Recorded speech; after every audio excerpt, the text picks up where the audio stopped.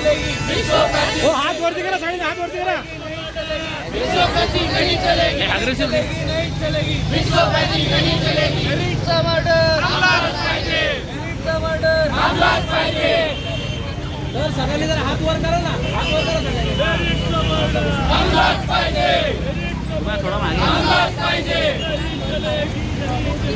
विश्वपति नहीं चलेगी, नहीं चलेगी।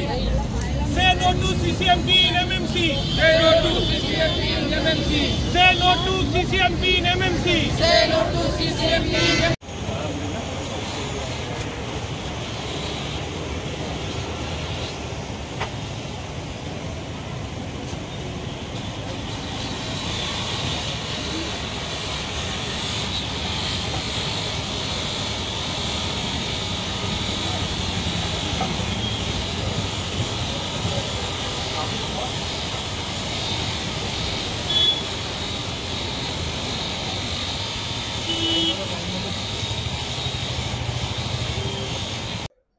मला वाटतं ज्या कुठल्या याचिका करता किंवा पिहालवाल्याच्या त्याच्या बुद्धींची कीव करावीशी वाटते की कुठलाही मंत्री जे असतात त्या शासनातले हे जनतेचे सेवक असतात आणि त्यांनी जास्तीत जास्त जनतेचे प्रश्न सोडवण्यासाठीचा प्रयत्न करायचा असतो।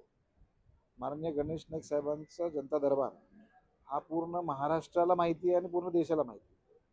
याबद्दल अनेक मोठमोठ्या राजकीय व्यक्तींनी उल्लेख केलेला आहे आणि याच्यातून अनेक लोकांचे प्रश्न सुटण्यासाठी फायदा झालेला, किंवा लोकांना आपल्या शहरामध्ये मंत्री येतात आणि आपले प्रश्न सोडवतात, त्यांना मंत्रालय किंवा इतर ठिकाणी जाण्याची आवश्यकता भासत नाही आणि अधिकाऱ्यांचं कामच ते असतं की मंत्र्यांच्या बरोबर बसून लोकांचे प्रश्न सोडवायचे असतात। तर मला वाटतं न्यायालय जे माननीय न्यायालय आहे हे या बाबतीमध्ये मला विश्वास आहे की न्यायालयाचं उलटा असं सांगतील की लोकांचे जास्तीत जास्त प्रश्न मंत्र्यांनी सोडवले पाहिजेत। बोला, अक्कलकोट तालुक्यामध्ये मोठा पाऊस झाला आहे। अक्कलकोट तालुक्यामध्ये खूप मोठं प्रचंड पाऊस झालेला आहे, खूप मोठं नुकसान शेतकऱ्यांचं झालेलं आहे आणि हा अक्कलकोट आणि गुलबर्गा महामार्ग आहे।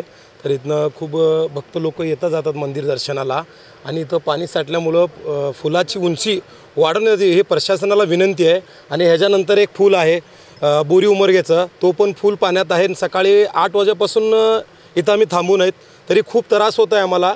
8 वाजून आज साधारणतः 5-6 तास झाले अजून पाणी उतरत नाही। तरी प्रशासनाने विनंती आहे, कळकळीची विनंती आहे की प्रत्येक वेळी पाऊस आला की हे संकट आम्हाला झेपावं लागतं आहे। तरी प्रशासनाने दखल घेऊन येणाऱ्या काळात असं होऊ नये, ह्याची उंची वाढावं हेच माझी प्रशासनाला विनंती आहे। तुमच्या पाठीमागची बाजू। नमस्कार।